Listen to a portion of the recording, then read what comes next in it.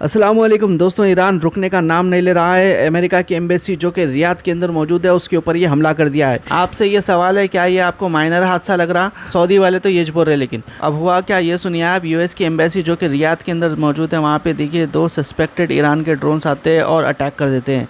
Saudi ने तो यही बोल रही, सऊदी हुकूमत के लिमिटेड फायर लगी और माइनर डैमेज हुआ, कोई कैजुअलिटी नहीं हुई बोले। अभी देखिए जंग का तीसरा दिन है, अभी तक जो अपडेट्स निकल के सामने आ रहे हैं उसके हिसाब से 3 दिन के अंदर ही 6 अमेरिकन सोल्जर्स मार दिए गए हैं ईरान की जानिब से। और कल मैंने आपको बताया था कि कल सऊदी अरब के ऊपर हमला हुआ था। रास तनूरा जो कि ऑयल रिफाइनरी है उसमें ईरान के ड्रोन्स हमला करे बोल के बोला था। तो देखिए काफ़ी सारे लोग जो सऊदी को चाहने वाले हैं वो लोग कमेंट करके बोल रहे थे कुछ भी ना हुआ भाई, खाली थोड़ी सी आग लगी कहते। ये वीडियो दिखाने के बाद में भी इस तरह की बातें कर रहे थे। अब देखिए सैटेलाइट इमेजरी बताने की बात है, सैटेलाइट से कितना ज़्यादा नुकसान हुआ है वो आपको दिखाएंगे। ये oil refinery 5,50,000 barrels daily produce कर रही थी। अभी देखिए ये पूरी तरीके से बंद कर दिए। क्यों बंद करे? ईरान के ड्रोन जो हमला करे उसी वजह से बंद करे। लेकिन देखिए सऊदी हुकूमत का तो ये कहना है कि ड्रोन को हवा में उड़ा दिए थे तो खाली उसका जो डेब्रिस है वो गिरा बोल रहे थे। और वो भाई साहब कहाँ पे जो कल आके कमेंट कर रहे थे, बोल रहे थे कि अटैक के टाइम पे कोई भी वहाँ पे एम्प्लॉय मौजूद नहीं था, उनके लिए ये खासकर वीडियो है। कितना मारा? 3 जगह 3 मारा। वो अच्छा वो उधर ला इलाहा इल्लल्लाह।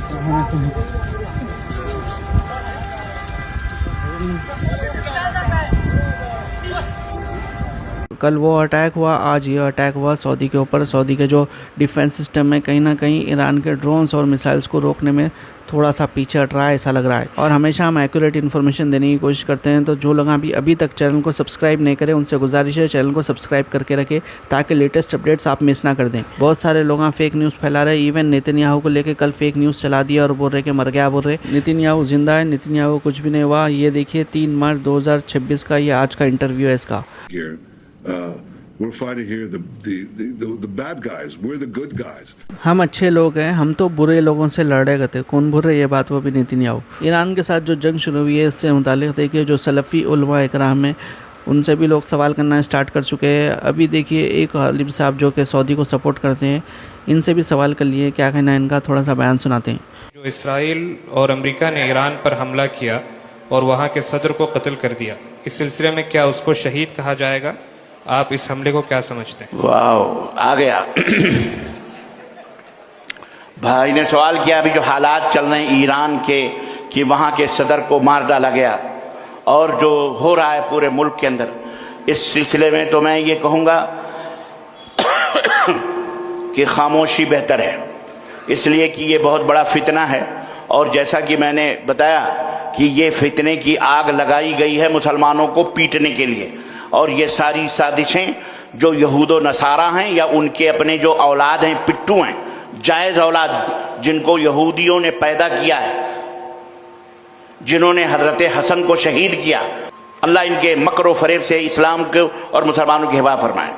तो मुझे नहीं मालूम, मुझे नहीं पता कि क्या साज़बाद और क्या चीज़ें हैं, किससे क्या हुआ। बहरहाल मैं इतना समझता हूँ कि अमेरिका का या इसराइल का इस तरह वहशत और दरिंदगी के साथ ईरान के ऊपर हमला करना, ये बहरहाल एक जुल्म और उद्वान और सरकशी है। अल्लाह ताला इन दोनों से निपटे, अल्लाह ताला इन दोनों से निपटेगा इंशाअल्लाह ताला। लेकिन वहीं पर ईरान का सऊदी अरब के ऊपर मिसाइल दागना, अपने ही भाइयों के घरों के अंदर आग लगाना, दुबई के अंदर डालना, बहरीन के एयरपोर्ट को उनके लोगों को तंग करना, कुवैत के अंदर पूरे मुल्क के अंदर तरावी की नमाज मुअत्तल कर दी गई है, एयरपोर्ट को उड़ा दिया गया है, ऑयल टैंकर जहाज को तोड़ना और दुबई, शारजा और गल्फ के जितने भी ममालिक हैं इन तमाम सब को तंग करना, हम इसकी भी मजम्मत करते हैं ईरान की कि उसने ये इंतहाई घटिया और इंतहाई जलील हरकत की। क्यों?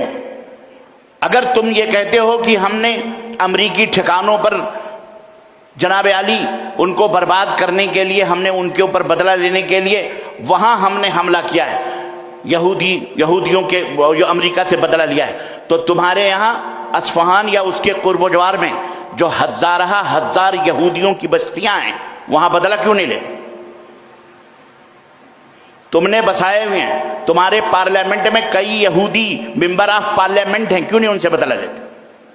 करीब है ना, पकड़ पकड़ के उनके शहरों को क्यों नहीं आबाद करते? क्यों नहीं आप उनसे बदला लेते? उनको बात बदलिए, पकड़िए उनको। और फिर आज पकड़े जा रहे हैं वही ईरानी जासूस बने हुए पार्लियामेंट में ईरान के बैठे हुए, जो इस्राइल तक खबरें पहुंचाते थे, पकड़े जा रहे हैं, गिरफ्तार हो रहे हैं। न्यूज़ देखिए। तो आप अपने घर की खबर लें आप पहले। तो हम इस जुल्म के भी मजम्मत करते हैं जो वहां के सदर को कत्ल किया गया बेरहमाना तौर पर, ना जानते हुए, उसके ऊपर मिसाइल दागे गए, उनके बाल बच्चों को, इंसानियत का कत्ल है ये। हम इसको बेहतर नहीं समझते, ना हमें इससे कोई मसरत है, ना हमें कोई इससे खुशी है। अलबत्ता गम इस बात का है कि हमारे भाई ने अपने ही घर को बर्बाद करने के लिए ममलकत सऊदिया अरबिया को किस बिना पर उसने मिसाइल दाग कर, और वो मुआहिदा जो ममलकत सऊदी अरबिया का और ईरान का हुआ था कि हम ना आपको कुछ कहेंगे ना आप हमें कहें, बल्कि एक दूसरे के ऊपर अगर कोई जुल्म करेगा तो हम मिल करके उसका जवाब देंगे, वो मुआहिदा आपने क्यों तोड़ा? क्या बिगाड़ा था कतर ने? क्या बिगाड़ा था दुबई ने? क्या बिगाड़ा था बहरीन ने? ये क्यों किया? हम इसकी भी मजम्मत करते हैं। हम ईरान के ऊपर किए गए हमले की भी मजम्मत करते हैं यहूदियों नसरानियों से, और ये अमेरिका अरब ट्रम्प जो भी हैं, अल्लाह ताला इनसे निपटेगा इंशाअल्लाह ताला। अब देखिए, लोग इनको जो रिप्लाई दे रहे थे वो यही बोल रहे थे कि जो यूएस के ठिकाने हैं सऊदी अरब या फिर दूसरे कंट्रीज़ में, उन्हीं ठिकानों को ईरान निशाना बना रहा है। इस तरह से लोग इनको जवाब दे रहे थे। ये देखिए ईरान का मंजर है। ईरान के ऊपर यूएस और नेतन्याहू यानी कि इसराइल की जानिब से लगातार हमले जारी है। इवन नेतान्स जो न्यूक्लियर फैसिलिटी है उसके ऊपर भी देखिए फ्रेशली अटैक किया गया है। अब आप सोच रहे होंगे कि यूएस के तो 6 सोल्जर्स मारे गए हैं, इसराइल में भी 9 लोग मारे गए हैं, इस तरह की खबर अभी तक निकल के सामने आई है। लेकिन देखिए ईरान में कितने लोग मारे गए हैं। ईरान में देखिए बहुत सारे लोग मारे गए हैं। अभी तक ईरान के अंदर 555 से ज़्यादा लोगों की मौत वाक़ई हो चुकी है। यूरोप को जो गैस सप्लाई होती है क़तर से वो रुक चुकी है, जिसके चलते गैस के जो प्राइसेस है यूरोप में देखिए 40% तक बढ़ चुके हैं। हम लोग ये मैसेज लेकर आए हैं कि जरूरत पड़े तो हमारी औरतें भी आ सकती हैं, और जंग का ऐलान पड़े तो औरतें भी अपने आप को शहीद करने को तैयार है। मीडिया वालों को इंटरव्यू देते वक्त देखिए काफ़ी सारे लोग इस बात का ख्याल नहीं रखते कि वो क्या बोल रहे हैं। बाज़ वक्त मीडिया वाले क्या करते हैं कि वो तो उनके बोल होते हैं लेकिन आपसे बोलने लगाते हैं। ख़ासकर मुस्लिम नौजवानों और लेडीज़ के साथ ये करते हैं। ज़्यादा जो लोग मैच्योर नहीं रहते उन लोगों को भी इसी तरह से गेम खेलते हैं। लेकिन देखिए एक मुस्लिम मैच्योर लेडी ने ऐसे ही मीडिया वाले को पकड़ लिया। क्या नाम है आपका? मैडम आपको मैं इंटरव्यू नहीं दूंगा। मुझे इंटरव्यू वजह क्या है? आपका मैं देखती रहती हूँ। आप मेरा इंटरव्यू देखती रहती है? मैम मैं बस आपसे बातें करने तो आई हूँ। वजह क्या है आंसू बहाने की? आप बहुत गलत चीजें पोर्ट्रे करती हैं, इसलिए मुझे आपसे बात नहीं करनी। मैं बस सवाल तो नहीं कर रही है। मुझे आपसे आराम से सवाल कर रही हूँ। मैं तो आपसे आराम से सवाल कर रही हूँ। रोने की वजह क्या है मैम? रो इसलिए रहे कि हमारे रहबर को शहीद कर दिया गया, बस इससे ज्यादा मैं आपसे कुछ कहूँगी। शहीद कर दिया गया? आपको इंटरव्यू देना ही नहीं है। आपको मुझे इंटरव्यू नहीं देना, आप जाइए।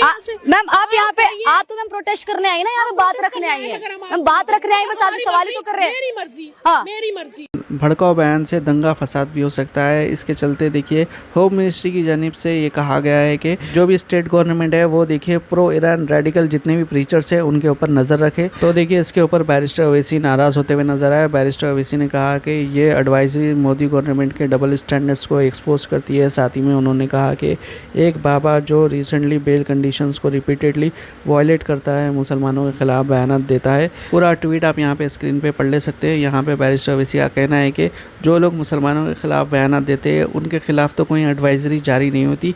इस तरह से बैरिस्टर ओवैसी ने आवाज़ उठाई है। ये थे आज के लेटेस्ट अपडेट्स। देखिए और भी अपडेट्स हम कवर करेंगे। तमाम लोगों से गुजारिश है वीडियो को लाइक, चैनल को सब्सक्राइब करिए। इंशाल्लाह अगले वीडियो में मुलाकात होगी। अल्लाह हाफिज़।